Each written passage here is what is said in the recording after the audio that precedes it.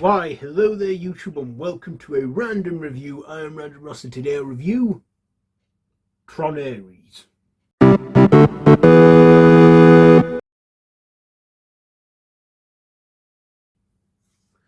So this is the third installment in the Tron franchise and it is based on the characters by Steven Lisberger and Bonnie McBird and is written by David Gillian, Jess Wigtow or something, and directed by Joshin Running. And it stars, of course, Jared Leto, Greta Lee, Evan Peters, Jodie Turner-Smith, Hasan Minhaj or something, Arturo, Castro, Gillian Anderson, and Jeff Bridges. So, as I've already specified, it is the third installment in the Tron franchise, where a highly sophisticated program, Aries, is sent from the digital world into the real world, on a dangerous mission. And of course, he escalates from there as Evan Peters' character, that being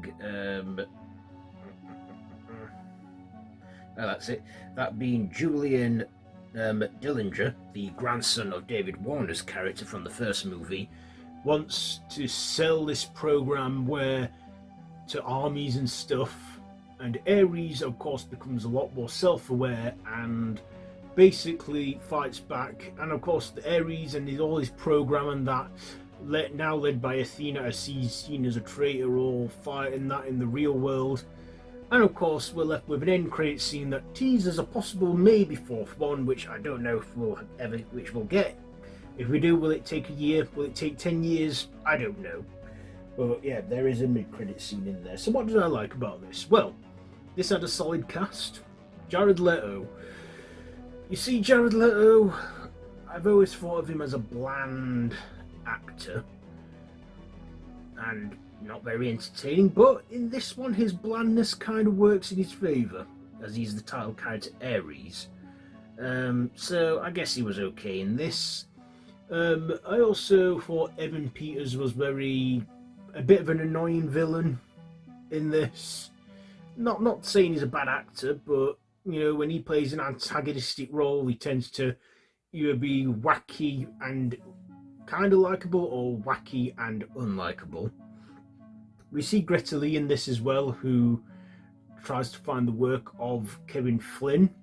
And we even do see Aries meet Kevin Flynn in his program, where we actually go back to the old school effects. Now, I like that scene. I like that bit when we actually go back to the old school digital effects of the first movie. Because in the second one, the last one, Legacy, we didn't get any of that at all.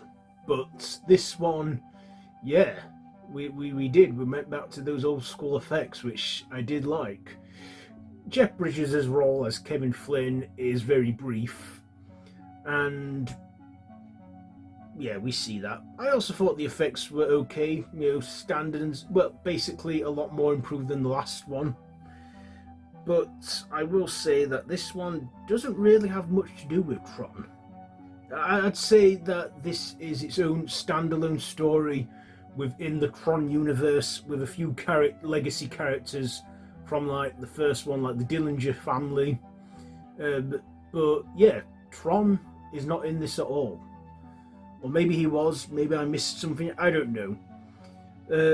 I also like the score in this. This had a great 80s sounding techno score, which I loved, and also a good 80s soundtrack in there as well, as Aries liked 80s music, including Depeche Mode.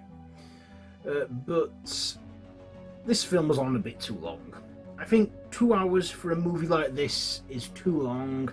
It just drags out a bit, and they could have maybe cut like 10-20 minutes out of this.